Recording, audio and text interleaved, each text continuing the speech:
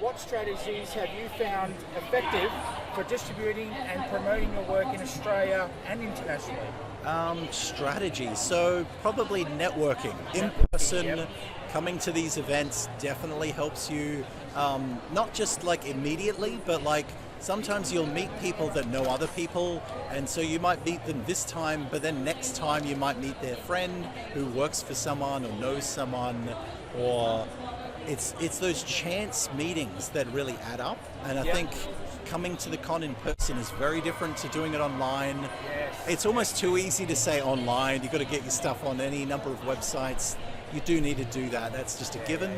But I think when you meet someone in person and they get to read who you are, you know, and you get the in-person vibe off a person, and you can feel good vibes from people, that's the highest level of tip I could give someone. Yeah, for sure. That's awesome, man. That's awesome. Okay. Oh, okay. No one's done this one yet. Which Australian comic creators or artists have inspired your work, and how? That's almost too easy. My brother, obviously. Oh, your brother, yeah, of but that's such an easy one. So my brother Wayne, I'm 6 years younger, so I'm the younger brother. I'm always aspiring to be like my brother. He's obviously worked with Marvels. He's worked with Dark Horse. He's worked with Radical. So many different comic publishers. I think recently he did some work with DC. And he was recently at Movie World, so yeah, he did like a Batman event. Yeah, it was very cool. So I'm always, I'm always checking out what he's doing, and obviously being brothers, there's any number of guys, locally that are also very talented. Yep. I mean, like just this morning, a shout out to Ben Brady. I haven't known of him for very long, but like, I just think his stuff's really top shelf. But yeah, I mean, all of the guys that come to the cons, I feel like if I name drop some, it's probably not fair. I do want to give Ben a shout out just because I think he's pretty new to the scene, and I really like his work. So okay, of course. Yeah. Cool. Do you want to talk to these before we do the last question? I think they're still deciding. That'd be okay. Yeah.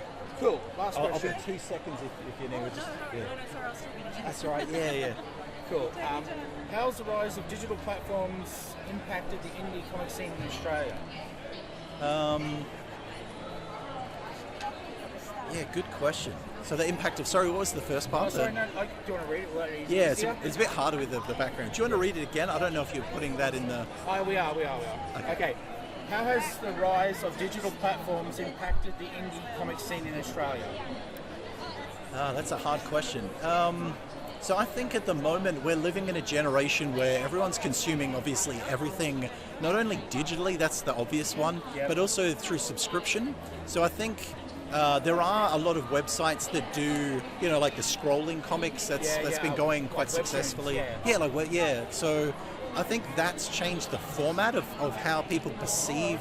So like when you say a webzine or a comic, people have a perception it's like a roughly 20 to 30 page single issue book, or maybe it's like 4 or 5 issues, or maybe 10 issue trade paperback. I think that's changed, and I think that's sort of where we're going in a way where with Kickstarter and some of these platforms have been around a very long time now.